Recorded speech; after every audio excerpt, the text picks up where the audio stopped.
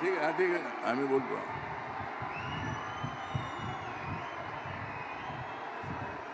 तर राहुल गांधी, मी हैदराबादवरून इथं आलो. काल मी तेलंगणामध्ये होतो. किशन रेड्डी त्या ठिकाणी तेलंगणाचे बीजेपीचे अध्यक्ष आहेत, त्यांच्या प्रचारासाठी मी हैदराबादमध्ये काल होतो.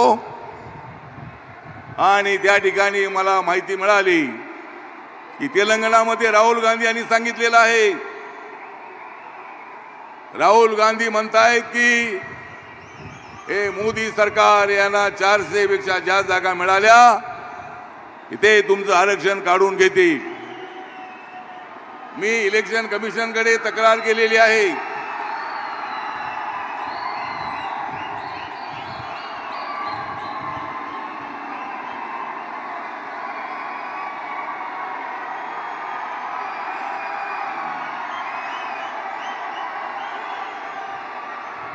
बसा बसा साहेब येत आहेत, बसा.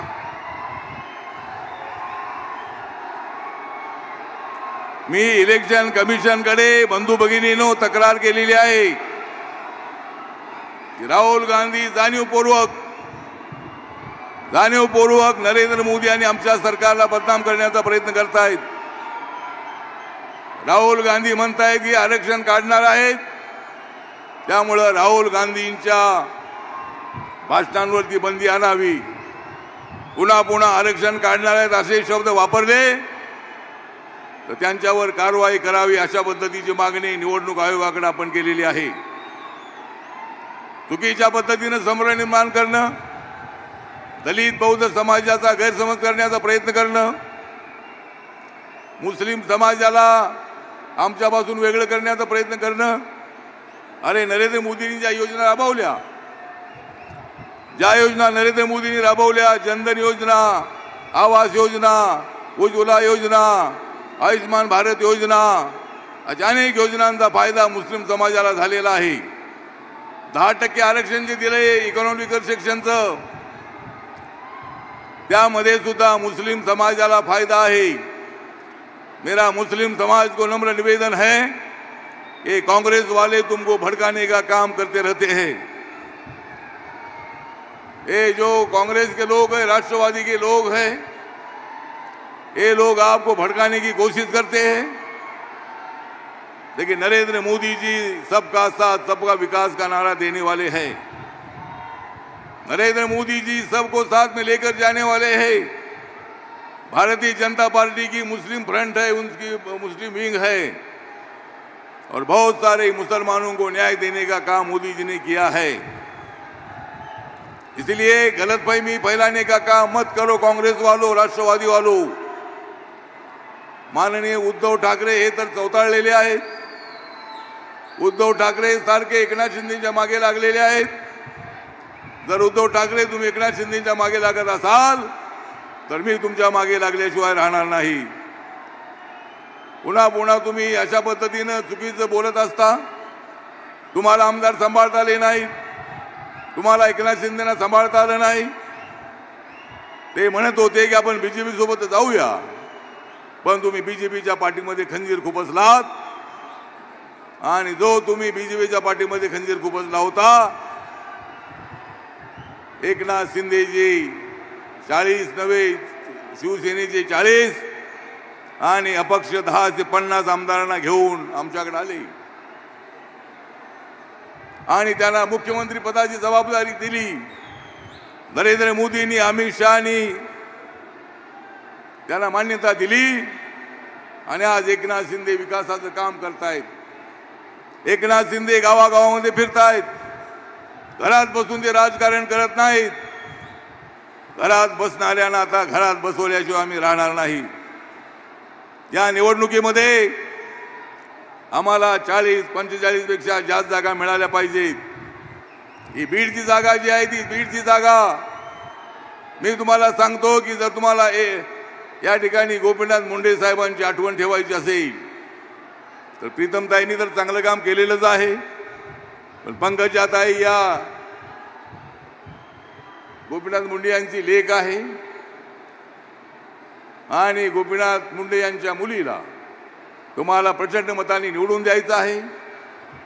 माझ्या पक्षाचे आमचे पप्पू कागदे या ठिकाणी आहेत. आपला बौद्ध समाज, दलित समाज, मातंग समाज, चर्मकार समाज या सर्व समाजाला 13 तारखेला म्हणजे निवडणुकीची तारीख आहे 13, निवडणुकीची तारीख आहे 13 आणि तुतारीचे वाजवा तुम्ही 12.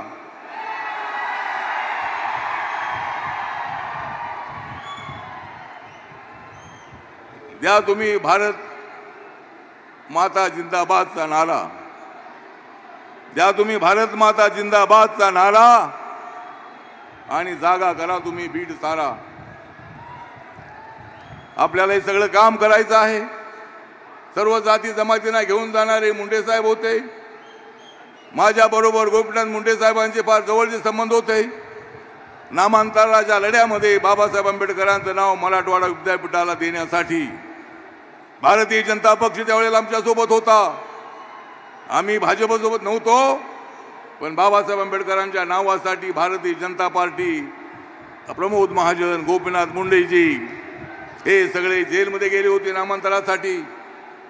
त्यामुळे त्यांचं मी आभार व्यक्त करतो की बाबासाहेब आंबेडकरांचं नाव जे मराठवाडा विद्यापीठाला मिळालेलं आहे त्याच्यामध्ये बीजेपीचा सुद्धा फार मोठा वाटा आहे. नामांतरामध्ये प्रमोद महाजन, गोपीनाथ मुंडे यांचा फारच मोठा होता वाटा. म्हणून या निवडणुकीमध्ये काढा तुम्ही महाविकास आघाडीचा काटा. आपण सर्वांनी मिळून पंकजाताईंसारखी एक अत्यंत अनुभवी महाराष्ट्राच्या मंत्रिमंडळामध्ये त्या 5 वर्ष राहिलेले आहेत. त्यांना अत्यंत अनेक खात्यांचा चांगला अनुभव आहे. बीडमध्ये पाणी कसं आणायचं याची त्यांना कल्पना आहे. धनंजय मुंडे आता कृषी मंत्री आहेत. या भावा बहिणींचं जमत नव्हतं, पण जमत नसलं दोघांशिवाय त्यांना गमतही नव्हतं. आता हे दोघे सुद्धा एकत्र आलेले आहेत. सर्वजण एकत्र आलेले आहेत. आम्ही सगळे एकत्र आलेलो आहोत.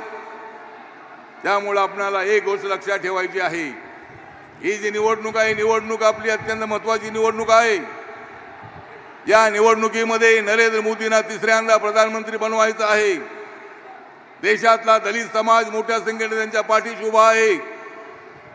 मागच्या निवडणुकीमध्ये 303 जागा बीजेपीला आणि एनडीएला 329 जागा होत्या.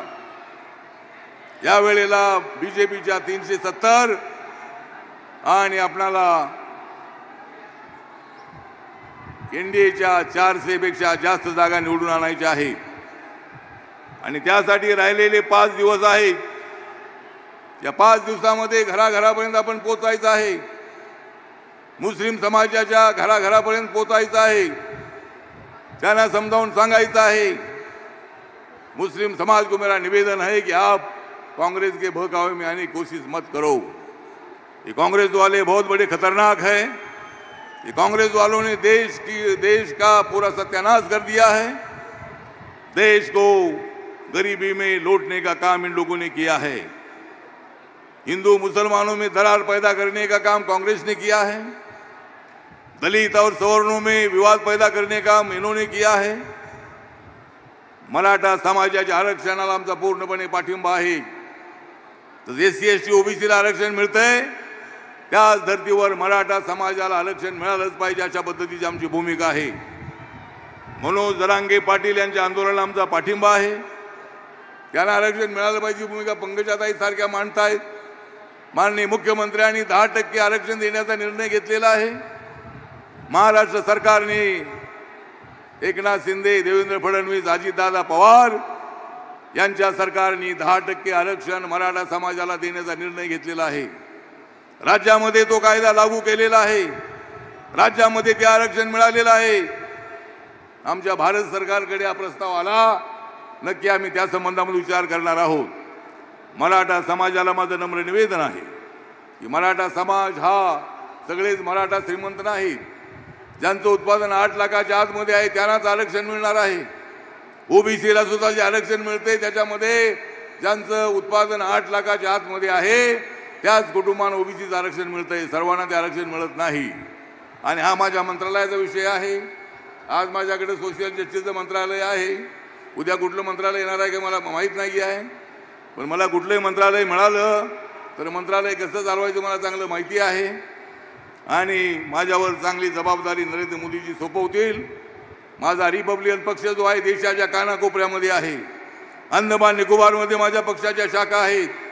नागालँडमध्ये माझ्या पक्षाचे 2 आमदार निवडून आलेले आहेत. मणिपूरमध्ये माझ्या पक्षाचा आमदार 183 मतांनी हरला होता आणि माझा पक्ष मी देशभरामध्ये वाढवलेला आहे. कोण म्हणतोय बीजेपी वाले मोदी साहेब व दुसऱ्यांचे पक्ष संपवतात.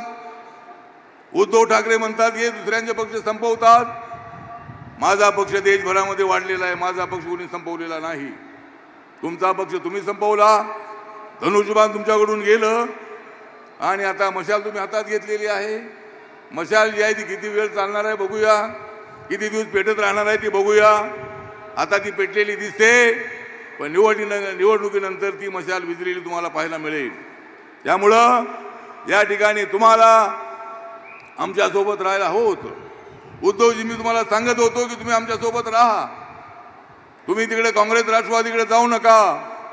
मी तिकडे जाऊन इकडे आलेलो आहे. तुमचं काम काय आहे तिकडे. तुम्ही तिकडे गेलात. ज्या माननीय बाळासाहेब ठाकरे यांनी काँग्रेसचा आयुष्यभर विरोध केला. राष्ट्रवादी काँग्रेसचा विरोध केला. त्यांच्यासोबत तुम्ही मुख्यमंत्री पदासाठी तुम्ही गेलात आणि या महाराष्ट्रामध्ये तुम्ही चुकीच्या पद्धतीचं राजकारण तुम्ही चालू ठेवलेलं आहे. आणि म्हणून या ठिकाणी मोदी साहेब येत आहेत आणि मी आपल्या